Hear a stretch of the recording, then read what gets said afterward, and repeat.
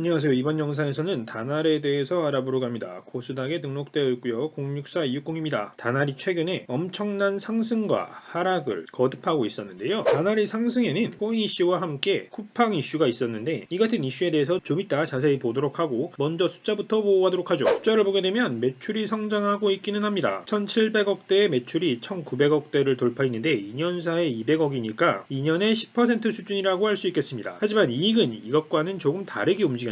18년에는 이익이 급격하게 떨어졌고 장기적으로 봤을 때도 이익이 증가한다는 그림은 그려지지 않았는데 단기순이익을 보게 되면 18년에 적자까지 나게 됐습니다. 이 같은 흐름을 2020년까지 보게 되면 2020년에 매출은 전년 동기 대비해서 늘었지만 이익 부분에선 또 그렇지 않은 모습을 보여주고 있었는데요. 이 같은 상황에 다날의 이슈와 실적을 좀 더 자세히 살펴보도록 하죠. 다날의 최근 이슈에 대해선 이 기사를 통해서 세부적으로 살펴볼 수가 있었는데요. 일단 쿠팡 수혜주로 분류되고 있다는 것을 알 수가 있습니다. 쿠팡 관련 내용을 먼저 보게 되면 쿠팡 내 전자결제 대행업체 점유율 1위라는 것인데 사실 쿠팡이 나스닥 상장으로 주목을 받고 있는 상황이지 상장을 한다고 해서 쿠팡 한 번 쓸 사람들이 두 번 쓸 것도 아니긴 하니까 실제 실적과는 무관하다고 생각되긴 하지만 장기적으로 봤을 때는 쿠팡이 상장으로 자금을 확보하고 성장을 더욱더 해나간다라고 하면 관련 기업의 성장도 이어질 수 있다고 추정은 가능하겠습니다. 마치 현대차나 삼성전자의 성장에 따라서 협력사들이 성장한 것도 마찬가지니까 말이죠. 이와 함께 제시되고 있는 이슈는 다날의 가상자산인 페이코인이 비트코인과 연결되어 있다는 이슈 때문인데요. 이 이슈의 경우에는 당장의 실적상 크게 중요하지 않을 것 같긴 하지만 어쨌거나 비트코인이 엄청난 상승세를 보이고 있는 최근 여론몰이 하기에는 좋은 이슈로 보이긴 합니다. 이 같은 이슈로 주목받고 있는 다날의 본질에 대해서 좀 더 자세히 살펴보도록 하죠. 먼저 회사의 개요를 보게 되면 다날은 적어도 제 생각보다는 해외 자회사도 가지고 있고 좀 더 큰 편이었는데 해외 자회사로 보자면 중국의 휴대폰 결제 서비스를 위해서 진출해 있다는 것을 알 수가 있고요. 그리고 홍콩에도 진출해 있습니다. 그리고 개인적으로 잘 알고 있는 달콤 커피를 자회사로 가지고 있는 게 다날이라는 것은 이번에 처음 알았고요. 이와 함께 앞에서 이슈의 중심에서 언급했던 페이코인도 자회사로 가지고 있음을 이해할 수 있습니다. 특히 페이코인은 2019년 사업보고서 기준 신규 연결 그리고 설립 기업이었다는 점은 눈여겨볼 만한 내용인 것 같습니다. 주요 사업의 내용을 보게 되면 휴대폰 결제 서비스에 관해 국내와 해외에서 사업을 하는 것이 목표라고 밝히고 있는데요. 해외의 경우에는 앞에서 본 것처럼 중국과 홍콩이었는데 중화권은 모바일 결제가 엄청 발달한 것으로 유명한데 다날이 역할을 하고 있을지 이에 대해서 사업의 내용에서 좀 더 자세히 보도록 하죠. 사업 분야는 앞에서 본 것을 기준으로 나눴을 때 커머스, 디지털 컨텐츠, 프랜차이즈로 나뉘는데요. 커머스가 대부분을 차지하는 유무선 결제나 인증 시스템이고 디지털 컨텐츠는 다날이 가지고 있는 엔터테인먼트 기업이 하나 있어서 이것이 포함되어 있고 프랜차이즈는 저희가 앞에서 봤던 달콤커피라고 할 수 있겠습니다. 그리고 당연히 이 전반에서 가장 중요한 역할을 하는 것은 커머스라는 것을 확인할 수가 있는데요. 매출에서는 그래도 프랜차이즈나 디지털 컨텐츠가 기여하는 부분이 있긴 하지만 영업이익에서는 아직 다른 분야에서 이익이 나고 있는 상황은 아니었습니다. 이 같은 전자결제 시장에 관해서 자사가 솔직하게 이야기한 멘트를 보게 되면 일단 시장 전반에서 점유를 많이 하고 있는 것은 K사 그러니까 KG 이니시스를 말하는 것 같고요. 이 회사와 시장의 80%를 양분하고 있다고 밝혔습니다. 하지만 양분하고 있다는 멘트에서 이해해보자면 섣불리 1이라고 말하지 않는 것을 봤을 때 다날이 40%가 안 되는 점유율이지 않을까 생각하고요. 어쨌거나 국내 전자결제 시장에서는 강력한 플레이어인 셈인데 그 이유로 자체적으로 제시하는 것은 기존에 쌓아둔 각종 인증을 위한 특허 기술이 후발주자에게는 진입 장벽으로 역할을 한다는 포인트가 하나 있고요. 두 번째로는 어쨌거나 후발주자는 기존 고객 혹은 관계사에게 새로운 제안을 해야 하는데 기존 파트너십을 깨는 것이 쉽지 않기 때문에 신규 진입이 어려울 것이다 라고 이야기하는 부분, 그러니까 영업력을 의미하는 것이죠. 그리고 마지막은 재무적 안전성, 아무래도 국내에서 빠르게 성장하기 위해서는 부채 등을 끌어와야 할 수도 있으니까 이 같은 부분에서 기존의 사업자가 가지는 강점이 있다고 할 수 있겠습니다. 이 같은 내용을 총괄적으로 보게 되면 국내 전자결제 시장에서는 이 같은 강점을 충분히 객관적 입장에서도 이해할 만하긴 한데 아쉬워 보이는 것은 인증과 글로벌 시장이었습니다. 결제에 이어 인증 역시도 공인인증서 폐지로 새로운 시장으로 떠오르고 있고 다날에서도 중국 등 해외 법인을 가질 정도로 글로벌 결제 시장을 노리고 있으면서도 이에 관해서 내용에서 전혀 언급이 없다는 부분은 좀 아쉬웠습니다. 물론 이 보고서의 시점이 2019년이기 때문에 2020년의 자료를 조금 이따 살펴보면서 관련 내용도 살펴보도록 하죠. 다만 한 가지 언급되고 있는 것은 오프라인의 삼성페이 진출에서 함께하고 있다는 점과 함께 K뱅크에 관한 이야기였는데요. 먼저 K뱅크 자체로는 사실 기대를 걸지 않는 게 맞다고 생각됩니다. K뱅크 자체는 사공이 많아서 배가 산으로 가는 데다가 사공 중에는 카카오처럼 인터넷 혹은 모바일 강자가 주요 역할을 하지도 않아서 K뱅크 자체에는 저 개인적으로는 기대가 기대가 전혀 없는데요. 하지만 다날이 K뱅크를 통해서 무언가를 배웠다라고 한다면 다음 스텝에서는 나아진 모습을 보여줄 수 있지 않을까 생각하고요. 그리고 뭐 삼성페이는 제 지인 중에는 이제 삼성페이 때문에 휴대폰을 바꿀 때 애플도 못 넘어간다고 하는 사람들까지 있으니까 삼성페이와 어떻게 계약을 맺었는지는 모르겠으나 이 부분은 유의미해 보이긴 합니다. 매출에 관해 세부 숫자를 볼 수도 있긴 한데 여전히 국내 커머스가 주요한 역할을 하고 있다는 내용을 확인하는 수준이 그나마 포인트라고 할 수 있을 것 같고요. 커피 분야가 17년에서 18년 커지긴 했지만 앞에서 봤던 것처럼 영업 손실을 보는 상황이고 식음료에서 특별한 이슈가 없다면 프랜차이즈에는 큰 기대를 걸기에는 어려워 보입니다. 지금까지 이 같은 자료로만 다날의 장점을 파악하기는 어려웠는데 저희가 앞에서 봤던 내용 중에 쿠팡에 관한 이슈가 있었죠. 그래서 쿠팡을 한번 확인해봤습니다. 쿠팡의 2019년 연결 감사 보고서인데요. 쿠팡은 나스닥 상장을 노리고 있었기 때문에 국내에서는 상세하거나 최신 자료가 공개되어 있지 않긴 하지만 저희가 확인할 수 있는 것 중에 하나는 18년에서 19년 매출이 2배 가까이 뛴 내용을 확인할 수 있습니다. 4조 원대의 매출이 7조 원대의 매출로 뛰었는데요. 여기에 더해 코로나로 배달 수요가 폭발했던 2020년에는 쿠팡의 매출 성장세가 더욱 높을 것 같은데 배달의 민족이 원탑 수준이었던 배달 시장에서 한집 배달을 포인트로 잡아서 쿠팡이츠가 시장 점유율을 끌어올리는 것이 2020년 실적에 반영되었을 것이기 때문에 쿠팡의 2020년 실적은 더욱더 기대가 되는 부분이 있는데요. 여기에 더해 다날의 입장에서는 쿠팡의 이익에는 관심을 가질 필요가 없습니다. 매출만 일어난다면 매출 기반으로 수수료를 받기 때문에 영업 손실이건 단기순 손실이건 이런 것들에 대해선 다날이 관여할 필요가 없는 것이 장점 아닌 장점이라고 할 수 있겠습니다. 그렇다면 이 같은 쿠팡의 매출 성장에 다날이 잘 탑승해 있는지 숫자를 통해서 자세히 확인해 보도록 하죠. 매출부터 보게 되면 18년에서 19년 쿠팡 매출은 2배나 올랐지만 쿠팡에서 가장 점유율이 높다던 다날의 경우에는 단